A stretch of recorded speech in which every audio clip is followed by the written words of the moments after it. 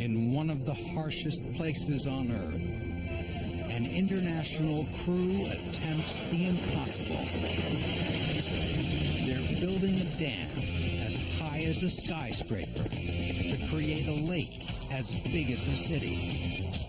And they're digging a tunnel 25 miles long to send water from the lake to a huge hydroelectric plant. But there's one disaster after another. Avalanches, floods, smash-ups. Plus, hardly anyone speaks the same language. Can 1,500 workers overcome deadly terrain, miserable weather, and prison-like conditions? Right now on Extreme Engineering.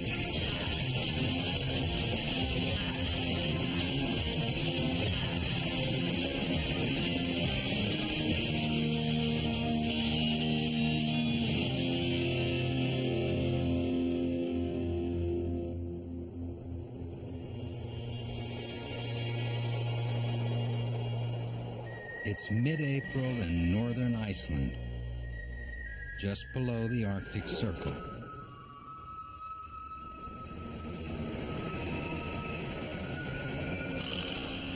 At the bottom of this remote 200-foot canyon, a construction crew fights a desperate battle. They're trying to build a dam, the largest of its kind in the world, over 55 stories tall. But the whole world in which they're working seems to be fighting them. Tim Hill is a supervising engineer on the dam project. I think the most extreme thing is the weather, without a doubt. A lot of snow, difficult visibility, and cold weather conditions. It got down to around minus 20 degrees centigrade. And that's not all. The canyon walls, undisturbed for millions of years, are now throwing off a constant stream of rocks. Workers below are getting pelted, but the work can't stop. The crew is racing to beat the oncoming spring thaw. Italian engineer Girolamo Vardaniga is the boss. We feel uncomfortable when we are forced to stop the job for any reason. But today, the crew will be forced to stop. A machine operator gets out of his cab to check his work. Seconds later, a 200-pound boulder falls silently from above. It catches him on the back of his neck. He is killed instantly.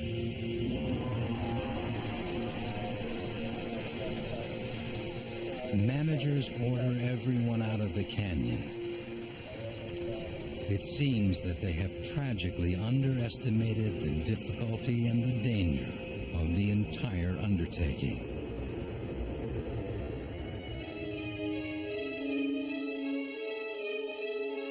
It all began in 2003, when the Alcoa Aluminum Company struck a deal with the government of Iceland.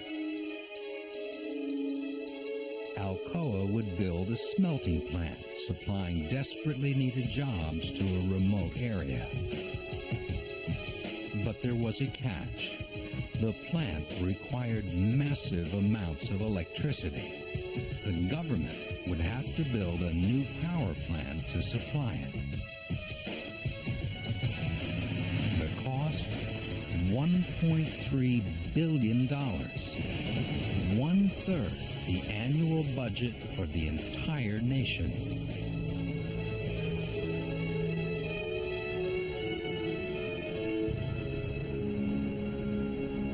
The project is so immense, It's really two projects. The dam will create a lake the size of New York's Manhattan Island. Water from the lake will funnel into a massive tunnel 25 miles long. At the end of the tunnel, the water will drop down a 1,000-foot shaft into a series of 6 turbines that will generate the electricity. But tunnel construction is also seriously behind. Thank you. Mike Berngasser is the only American on the project. We need a new O-ring. He barely made it here alive. Everything was closed here due to the harsh weather, 60 to 70 mile an hour winds, and a lot of snow as well, so the road was completely closed, and it took them 2 days to open the road. Had they not given me a big red snowsuit to go along with some work boots and stuff, I probably would have froze. Mike wasn't the only thing frozen. When he arrived, he found dozens of huge crates. They were sections of the massive machine that would actually dig the tunnel, delivered to the site, but then just left outside, exposed to the elements. They were now covered in solid ice. Mike is an expert in getting the machine up and running fast. But for weeks, he couldn't even get the crates open. Most of the first 2.5 weeks on site, we spent chipping ice and cleaning snow off of parts and organizing parts that they had already stacked around the job site in the wrong order. The machine Mike was sent here to babysit is a mechanical beast called a tunnel boring machine. It's a drill the size of a locomotive. Basically, the machine is a giant inchworm, a big piece of steel equipment that bores a round hole in solid rock. Getting the machine running takes time and teamwork. It took workers 2 months to get enough of the machine together to push it inside the tunnel. So you're going to move the brackets as well? Yeah, everything's got to move. The bracket. Now, Mike and his South African colleague Chris DeLanga are trying to show the crew how to hook up the hydraulic and electrical systems and finish the track the machine will ride on. But there's a problem. Almost nobody on the crew speaks the same language. He has to re-weld, but lift it up and then he's going to re-weld it on the bottom. There is to be careful that it doesn't cut into the main front. It's cutting into the main front. Mike and Chris are having trouble making themselves understood. It's slowing things way down. Yeah, I need you to tell me because the deer. Hey, you will wait 1 moment? Yeah, okay.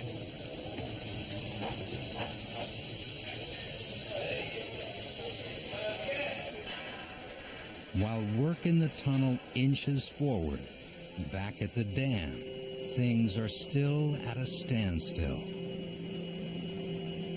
1 week ago, when a worker was killed by a falling rock, managers pulled the crew out and called a halt to construction. But now they need to get going again. In a few weeks, the spring-thaw will hit, and the river will rise fast, threatening the work they've done so far. Here's what they've accomplished so far. The first phase of any dam building project is creating a dry work site in the middle of a raging river. To do that, they first blasted a curving tunnel called a diversion tunnel through the canyon walls. The diversion tunnel will give the river a new path around the work site. Next, they built a small temporary dam called a cofferdam that forces the river into the tunnel. Then, where the river empties out of the diversion tunnel and back into the canyon, they built a second small dam to make sure the river can't back up into the work site.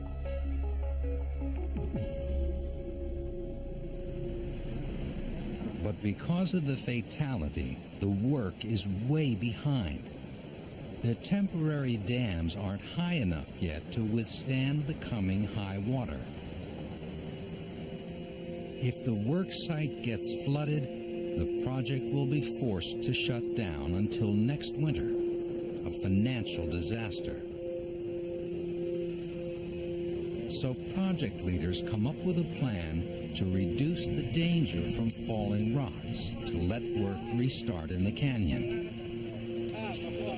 High up on the walls, they erect makeshift fences to catch rocks rolling down.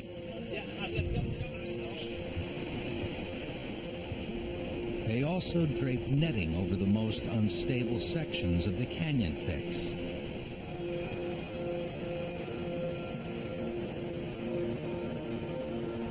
It seems like an exercise in futility. The canyon is immense, and the crew can reach only a small fraction of the exposed surface.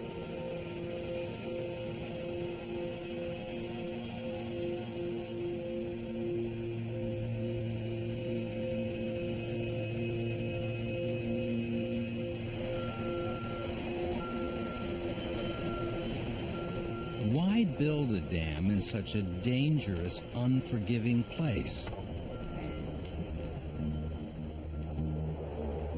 Because the location has one of the largest sources of water on Earth.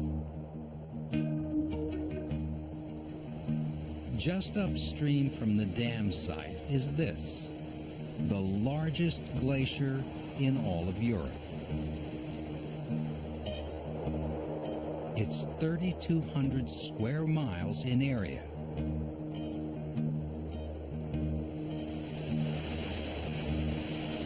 And in the spring, when it starts to melt, the runoff swells the river into a raging torrent. Project engineers knew that water could generate a lot of electricity. Damming a river sounds simple. Build a wall that holds back the water. But it's not that simple.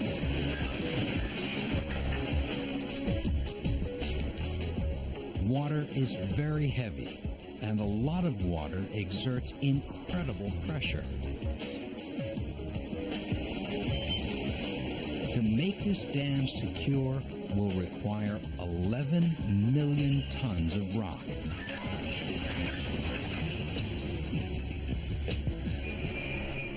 Right now, though, the problem isn't getting enough rocks to build the dam. The problem is to keep more rocks from falling on the crew.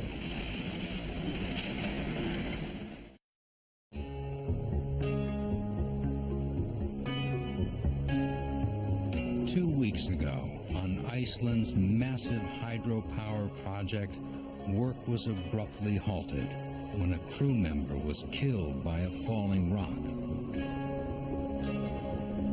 Since then, crews have been struggling to make the work areas safe. Finally, the word comes. Dam building can resume. Today marks a major milestone for the project. It's the first concrete pour for what will eventually become the final dam. When dry, this unassuming blob will lie at the base of a 55-story structure, more than twice as tall as the tallest building in Iceland today. This is official, the first pouring of concrete in the dam foundation. I hope at least next Saturday someone will open a bottle of wine. But there's no time to celebrate now. Vardanica and the crew are working around the clock, trying to beat the coming spring thaw. And they're not the only ones struggling on this project. 10 miles away, the team trying to dig the big 25-mile-long tunnel is having an even tougher time.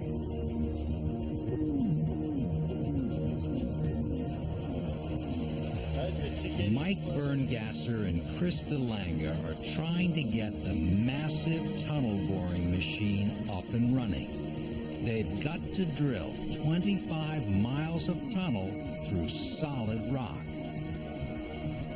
But the assembly process is taking far longer than it should. Did you get some cables for this belt or no? No. You're not putting it on cables? No. When you're putting this machine together, there's a lot of little problems, and normally the people that put these machines together they're not very technical. Mike and Chris don't put the thing together themselves. Their job is to show the crew how to do it. And then you can even put the turnbuckle, huh? So you can adjust up and down. Ah, yes, okay. It's like being a babysitter, basically. You have 50 children, and you have to set them up, and you have to organize them, and then you have to get them working and keep them working. And that's a problem. Because even though they're the experts, Mike and Chris aren't in charge. An Italian contracting company is. So the crew really doesn't have to do what Chris and Mike tell them to do. Well, it's got a pivot, so the problem is you're between the decks here, so these two got to move. It should be marked either with a B or a B. It doesn't help things that almost nobody speaks the same language. Yeah, but they're cutting another one out there. What's that for? I thought we already had them already done. They're trying to organize some plates, but the welder outside didn't understand exactly what Chris wanted. Eventually, Chris gives up, picks up the torch, and cuts the plate himself.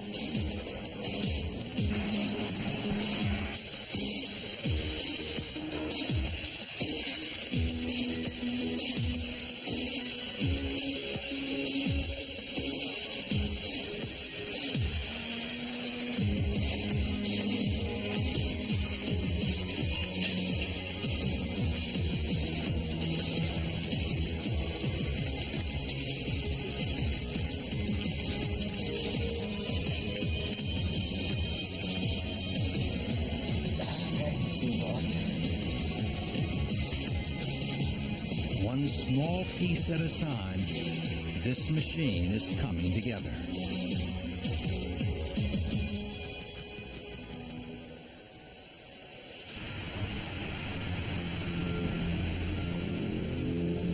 The next day, the dam building crew is caught by a nasty surprise.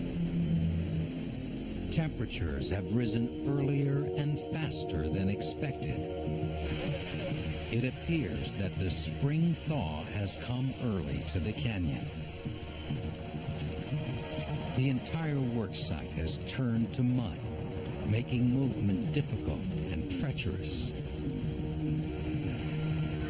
To make matters worse, rain is melting the snowpack. Water is pouring into the canyon from above, loosening the rock face again.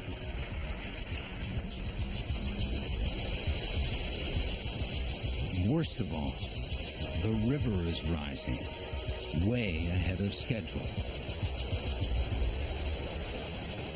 Last night we had a call from the contractor that he was worried that the water level was rising too fast in the river. The rising water is starting to overpower the temporary dams. The downstream dam is faring the worst. Large chunks of it have already washed away.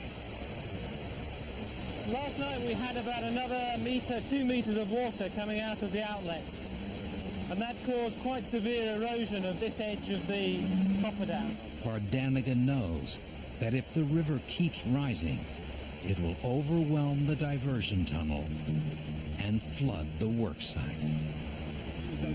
Engineers had planned for this. Crews have already begun work on a second diversion tunnel above the first one to handle the increased flow. But because of the delays, this new tunnel isn't finished yet. And the forecast calls for heavy rain for the next 24 hours.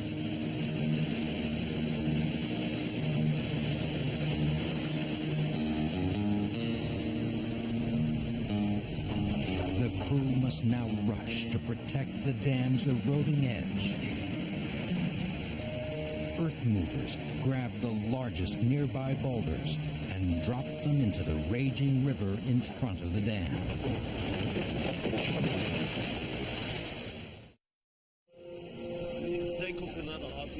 Mike and Chris are finally making some progress getting their gigantic tunnel boring machine put together.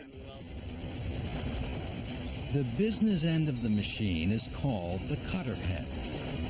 It's a huge spinning wheel, 25 feet in diameter, weighing 70 tons. But like the rest of the machine, the wheel arrived at the site in pieces. Now, those pieces have to be welded together with incredible precision. So a company of world-class welders is brought in from South Africa just to weld the cutter head. Their name? Extreme Welding.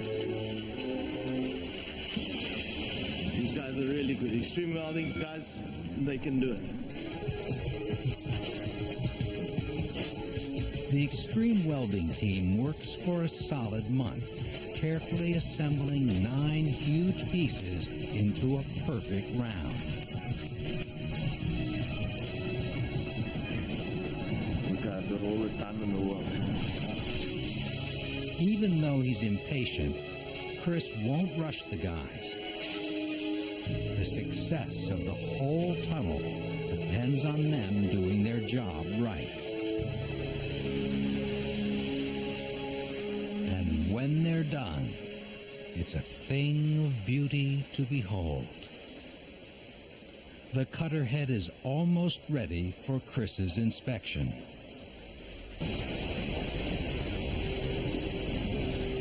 Back at the dam, the crew is still battling furiously to save their worksite from the rising river. The water level in the river has risen again tonight, and it's higher now than it was last night.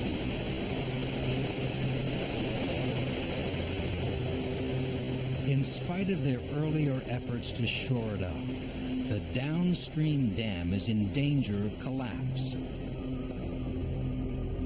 Water is now seeping through it into the area where workers poured concrete earlier in the week. Now pumps are all that's keeping the site from being inundated. But the pressure of the raging river behind the dam threatens to push the whole thing into the work area. So Vardaniga takes a calculated risk. He decides to turn off the pumps to let the worksite flood. He's hoping that equalizing the pressure between the river and the worksite will save the dam from collapse.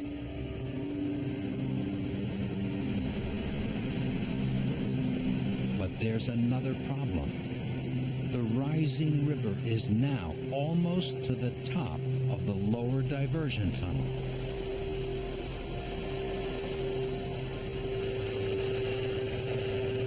If it goes much higher, it will flood the unfinished upper tunnel, damaging it severely.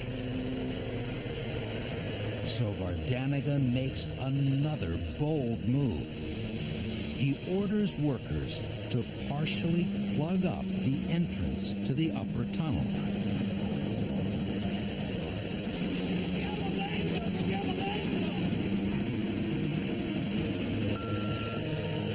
He's trying to buy some time.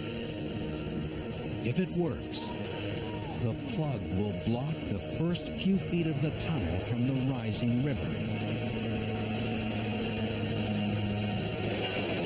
That might be just enough to save it.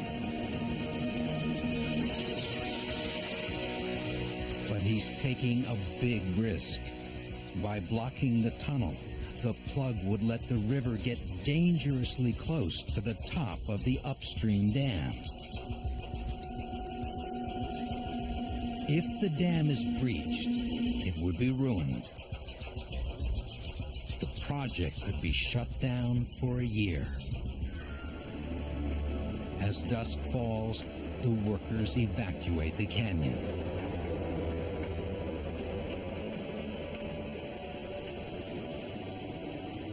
Tonight, the team can only wait and hope that the angry river doesn't undo in a single night their months of hard work.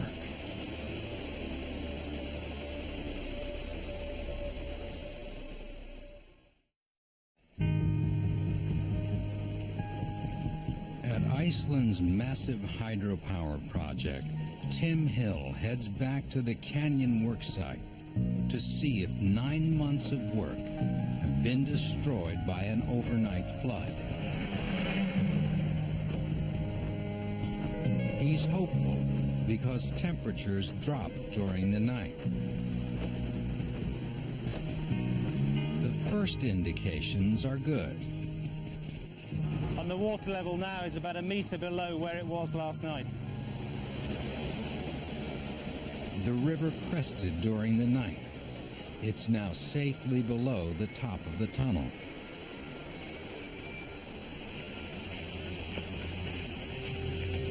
But at the downstream dam, the news is not so good. As expected, the site is flooded. The concrete base poured just 2 days ago is underwater. What's happened is that the water has come from the river and it's come through the cofferdam. Crews rushed to reconnect the pumps that were shut off yesterday. Have we started pumping yet, or are the pumps still off? Pumps are running. They're on. Yeah, pumps are running, but as you know, there is a lot of pumps. As the pumps do their job, the team surveys the damage to the dam. It's bad. Dirty seepage indicates that the dam's center has failed. And it gets worse. Cracks on top of the dam mean the whole thing has shifted.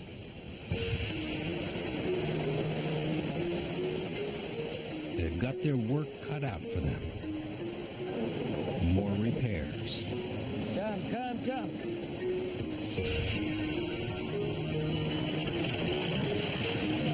Voglio chiamare escavatore nato giù quattro, roba grossa. But Tim and Vardaniga aren't complaining. It could have been a lot worse. Now, they just need the cooler weather to hold so they can get back to dam building. Perfect. And they have a newfound respect for the river.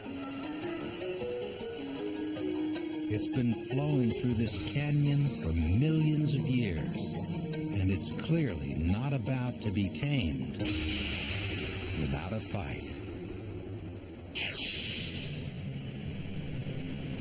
At the end of an emotional day, the workers return to camp. They're about to test the work of the project's most important crew, the kitchen staff. Without these guys, nothing around here would happen. Dam and tunnel building makes for some serious hunger.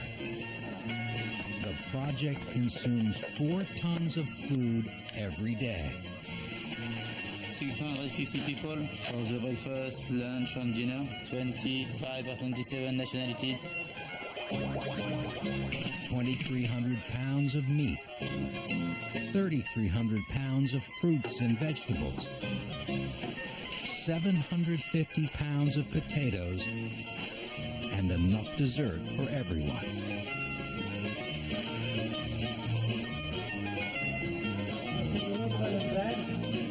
But with guys here from over 30 countries, how do you satisfy so many different appetites? Trying to make them all feel at home sometimes.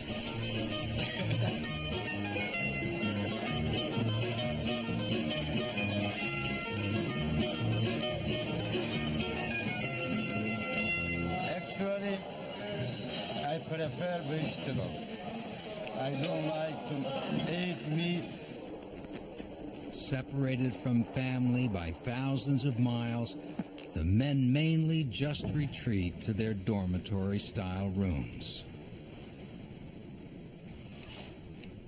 We don't drink. We don't have women. What can we do? Smoke and wait. This guy has invented his own rather unique form of entertainment. He enjoys setting his pants on fire. A little lighter fluid, a match. For a moment, everything's a bit brighter. Who says Iceland's a boring place?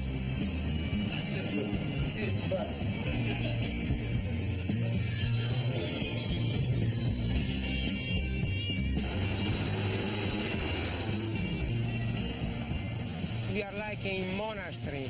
We have just work and rest. Work and rest. We are like monks.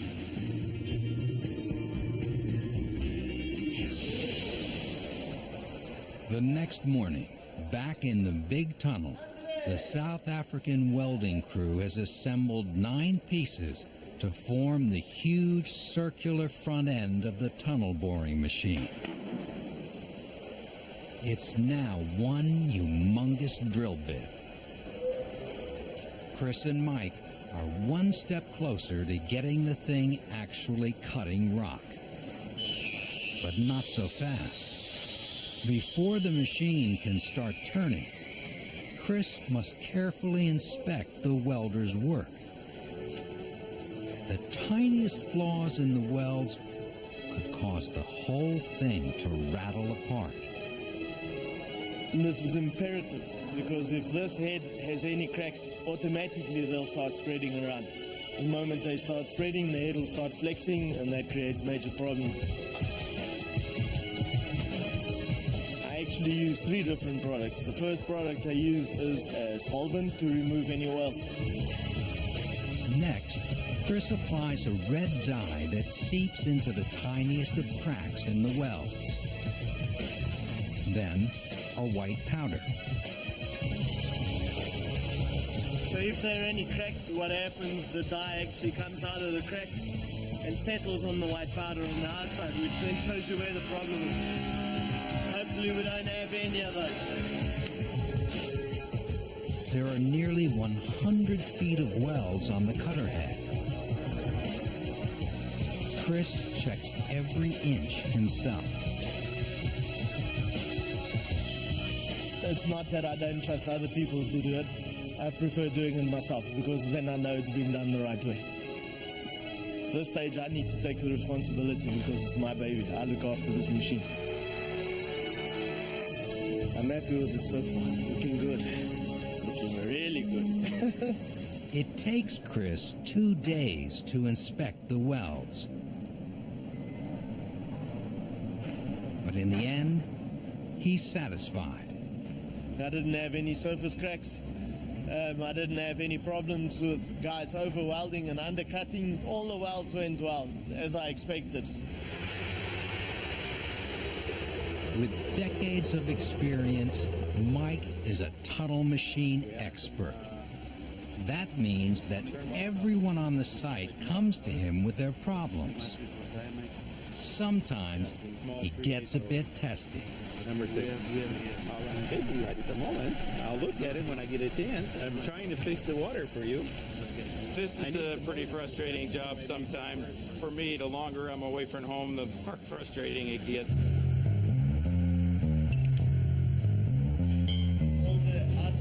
The cutter head is finally in one piece. But Mike and Chris noticed another problem. The crew was supposed to weld numbers onto these metal cutting blades before mounting them into the big wheel, but they didn't do it. Without the numbers, Mike and Chris won't be able to track how much each cutter is used. It's a big problem. It's a problem, so I think it's better if they just take the cutters out and redo them. Chris tells the crew to take the cutters out and number them properly. But the next day, it still hasn't been done. They seem to be ignoring his requests. Yeah, as you can see, the cutters are still not in the cutter head here. They were told to put them in, weld numbers and put them in, but they are refusing to do it, so. So we're hopefully going to put the numbers on today and have them back in tonight again. But unless these guys can get it together soon, this tunnel is going nowhere.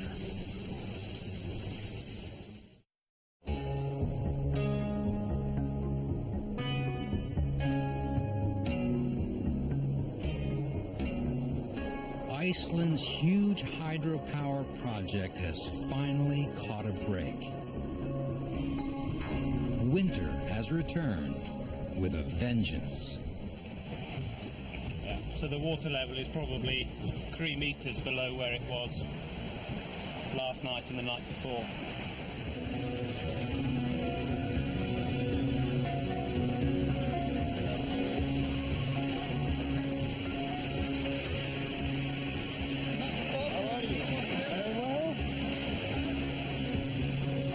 The water level is way down, but the crew is taking no chances. They're adding just a bit more bulk to that downstream dam just in case. The machines now go out to the very edge of the dam to drop their loads into the river. One slip, and this machine goes right in.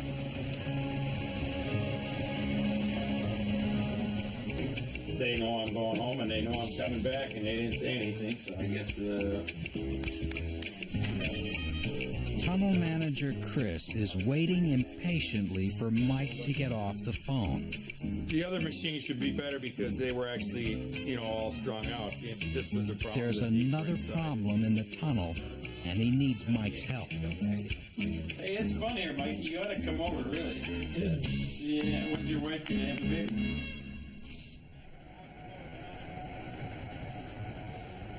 Once again, it's the long walk back inside. Here's the latest problem. The cutters have finally been installed on the cutter head, but they were put in from the wrong side. The crew installed the cutters from the front and mistakenly sealed them in from the back. But periodically, the cutters need to be removed from the back of the machine. Oh, because they didn't slide the cutters from the back side. They put them in from the front side. Yeah, that's why the damn things don't fit, because we aired this thing out, re-welded it back to the original width, so now nothing fits anymore.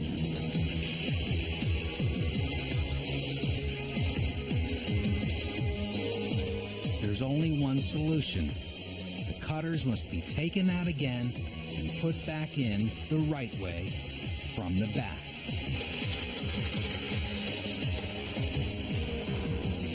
stuff that they should have picked up a long time ago already. Because the guys have been fiddling with other stuff and not getting down to this. Now I've got to run around and try and sort it out. It'll take Chris a full day of welding to fix the problem.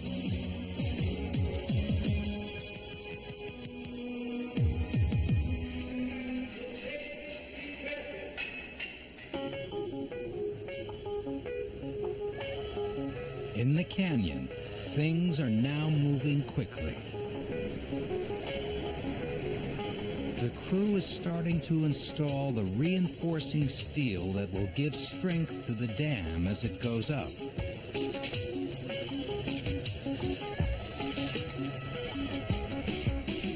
Just above the canyon, workers are assembling a series of huge ramps and conveyors. When they're complete, these ramps will be used to send millions of tons of rock and gravel straight down the canyon into the construction area. That will greatly speed the building process. It will also eliminate the need for the slow parade of dump trucks that have hauled the material in so far. Of course, everyone on the crew knows that the weather will change again soon. But this time, they're determined to stay ahead of it.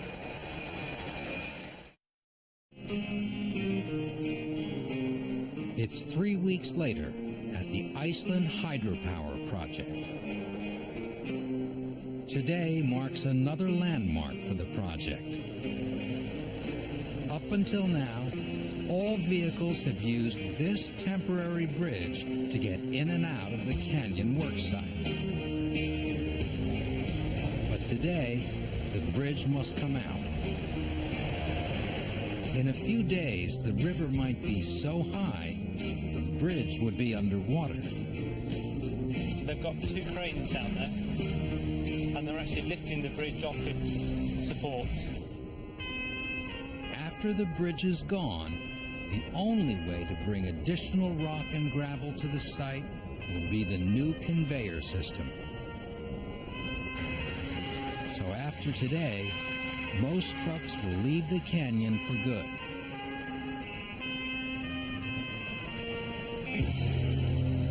Only the biggest equipment will remain, stuck inside until the fall.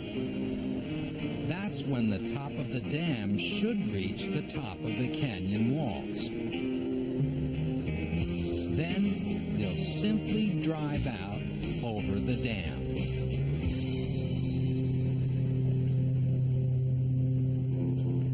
But when Tim arrives at the bridge, he's caught by surprise. The bridge should be gone by now, but it hasn't moved. Good morning. What is this that's going? The problem? The cranes sent to lift it are too small. Just another day on the Iceland Hydro Project. But other work is progressing. The crew is now laying down layer upon layer of rock and dirt, building up the canyon floor as fast as they can. Downstream, another milestone. The crew is now placing the giant boulders that will form the outside face of the final dam. So this is right at the downstream toe of the dam, and from here we'll rise up 200 meters to the crest. The crew is still behind schedule, but Tim is cautiously optimistic that now he'll be able to make up some time. We could have a flood tomorrow, we could have a flood the next day, but for every day that goes on, the risk becomes higher and higher.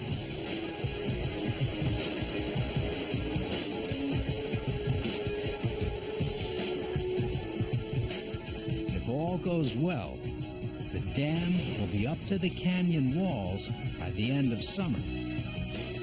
And in 3 short years, the reservoir will be full and the turbines turning. That is, if the tunnel boring machine can start drilling.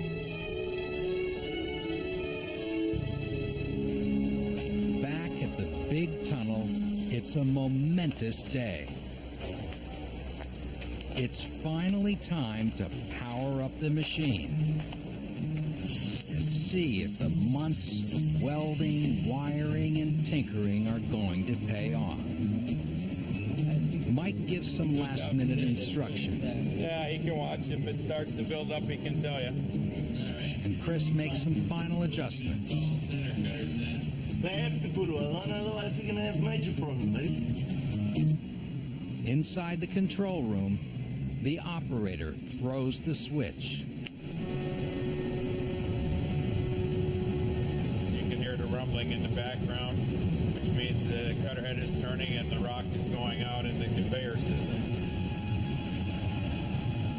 No one is allowed close to the cutter head while it's drilling. But there's no question the steady stream of debris coming off the conveyor belt means that at last, tunnel drilling is officially underway.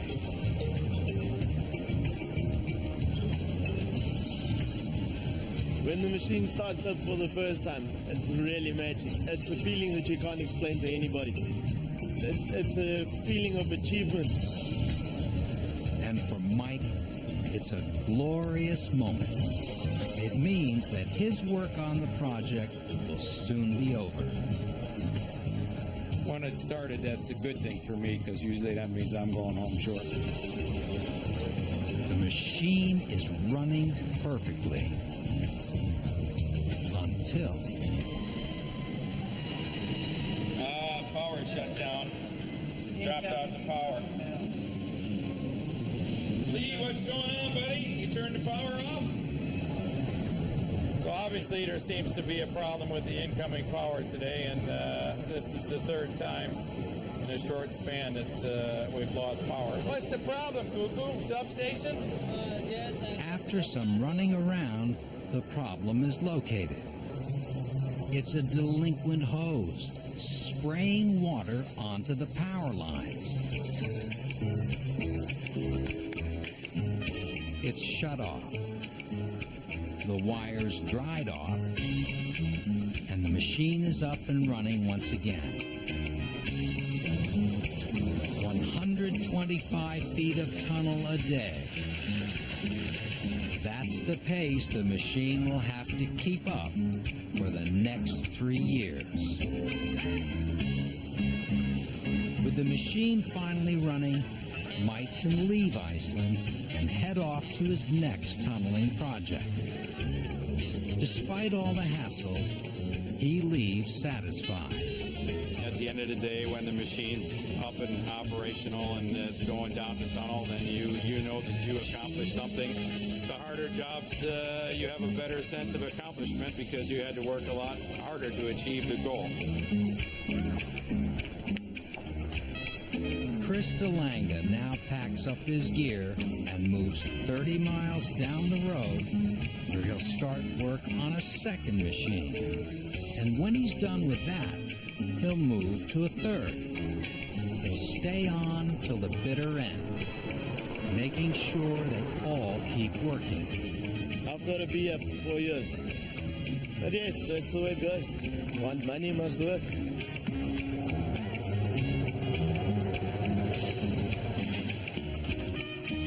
Tim Hill is also planning to stay on until the project is done.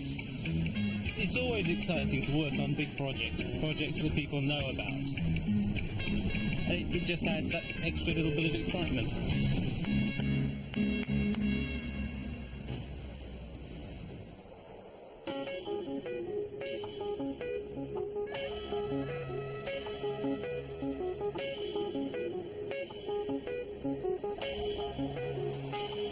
For the next 3 years, crews will continue to fight the elements, battle the terrain, and face down problems they can't even imagine today. when this project is complete, this part of Iceland will be just a little less wild, forced into the service of mankind.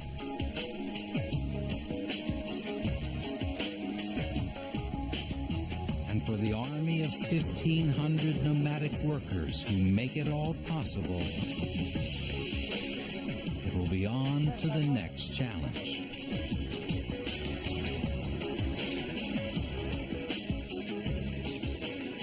Some of them are already making plans. In 3 years, this will be full of water. This will remain as an island. So maybe it will be a nice idea to open a restaurant on the lake.